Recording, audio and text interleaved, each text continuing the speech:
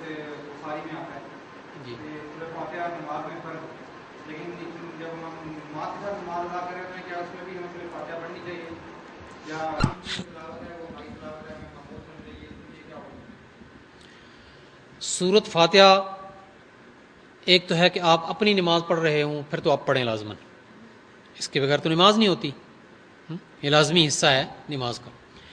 لیکن آپ اگر امام کے پیچھے نماز پڑھ رہے ہیں، مقتدی ہیں، تو اس میں پھر فقہاء کے درمیان یہ اجتہادی مسئلہ ہے اور ہر ایک کے پاس دلیل ہے، اور نبی اکرم صلی اللہ علیہ وسلم کی حدیثیں بھی ہیں اور آیات سے بھی استدلال کرتے ہیں کہ امام شافعی اور امام احمد بن حنبل اور بعض دوسرے فقہاء کرام وہ یہ کہتے ہیں کہ سورۃ فاتحہ لازمی ہے، امام کے پیچھے بھی مقتدی کے لیے لازمی ہے۔ کیسے ادا کرے؟ حنبلی وہ سکتہ کرتے ہیں، سورۃ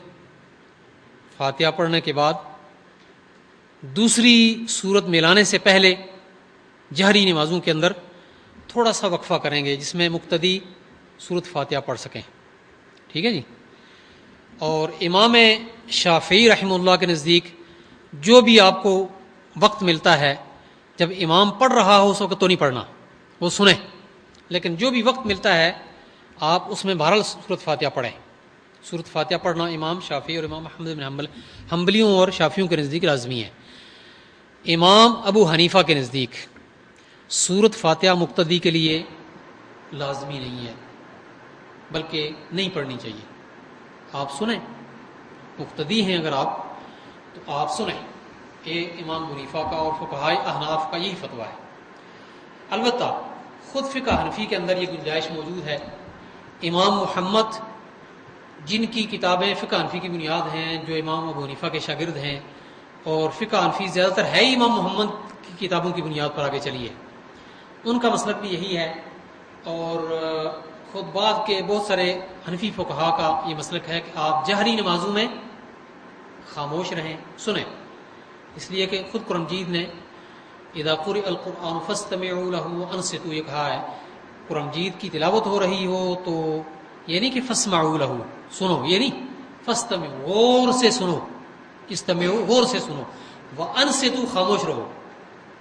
غور سے سنو بھی اور خاموش بھی رہو، دو حکم دیے۔ تو جب قرآن مجید کی تلاوت کر رہا ہو امام تو آپ غور سے سنیں، خاموش رہیں۔ البتہ جب جہری نماز نہیں ہے، سری نماز ہے، ظہر اور عصر کی نماز ہے،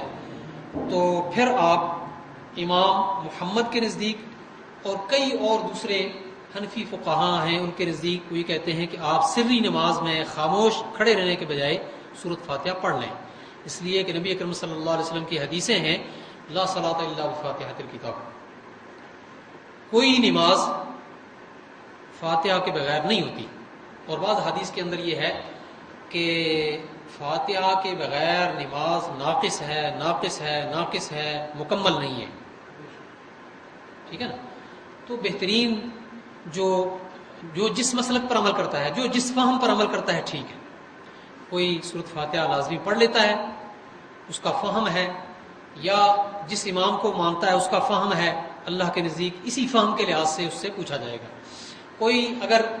سورۃ فاتحہ نہیں پڑھتا، اس کا اپنا فہم ہے یا اس کے امام کا فہم ہے، تو اس کے لیے یہی بہتر ہے، یہ اجتہادی مسئلہ ہے، اس میں جو جس مسلک پر عمل کرتا ہے ٹھیک کرتا ہے، لیکن بہترین مسلک جس میں دونوں قسم کی حدیثوں اور آیتوں پر عمل ہو جاتا ہے وہ یہی ہے کہ آپ سری نمازوں میں پڑھ لیں، جہری نمازوں میں آپ خاموش رہیں۔ خود مولانا مودودی نے بھی اسی رائے کو اختیار کیا ہے، شاہ ولی اللہ بھی اسی کے